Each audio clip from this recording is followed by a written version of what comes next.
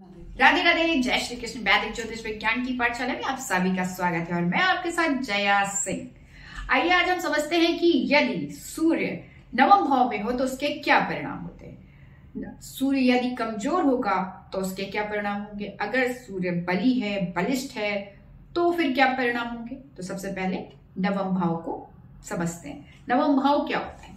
नवम भाव सबसे पहले तो भाग्य स्थान होता है। नवम भाव धर्म स्थान होता है। नवम भाव पिता का भाव होता है। नवम भाव हमारी प्रसिद्धि का भाव होता है। नवम भाव हमारी जो शिक्षा है उस पे ऊपर की शिक्षा, यानी कि जब हम एक जो व्यवसायिक शिक्षा है उसके ऊपर की शिक्षा का भाव होता है। हमारा जो नवम भाव होता है वो विदेश तीर्थ यात्राओं का भाव होता है। नवम भाव कल्पनाशीलता से आगे का भाव होता है। नवम भाव तत्वदर्शी भाव होता है। नवम भाव सत्यनिष्ठा का भाव होता है। नवम भाव अगर मजबूत होता है कुंडली में तो आप भाग्यवान होते हैं, आपको मंत्री पद प्राप्त होता है। अब ऐसे में जो आत्मा का कारक है सूर्य, वो अगर नवम भाव में बैठ जाए तो उसके क्या परिणाम होंगे। सबसे पहले तो नवम भाव में अगर सूर्य बैठा हुआ है तो आप बहुत अधिक धार्मिक व्यक्तित्व के इंसान हैं। आप धर्म के विरुद्ध कार्य नहीं कर सकते हैं और इसके अलावा आप धर्म से संबंधित अच्छे कार्य करेंगे, आपको प्रसिद्धि मिलेगी उस कार्य से, ऐसा अमूमतः पाया जाता है।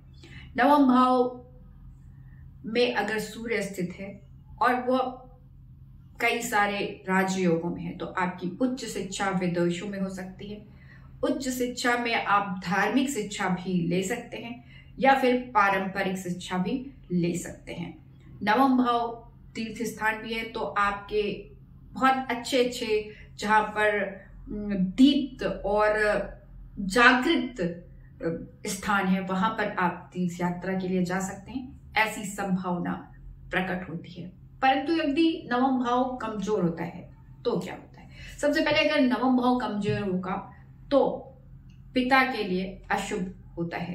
पिता के साथ आपका जो समय होगा हो सकता है सीमित हो, छोटा हो, कमजोर भाग्य भी बनाता है। आत्मा का कारक सूर्य अगर कमजोर स्थिति में नवम भाव में आता है तो कई बार आप धर्म से विरुद्ध तो कार्य कर नहीं सकते, परंतु फिर भी आपके ऊपर कई प्रकार के लांछन लग सकते हैं या फिर आपके निर्णयों में कुछ असावधानी हो सकती है, ऐसा पाया जाता है। आज के लिए इतना ही। राधे राधे, जय श्री कृष्ण।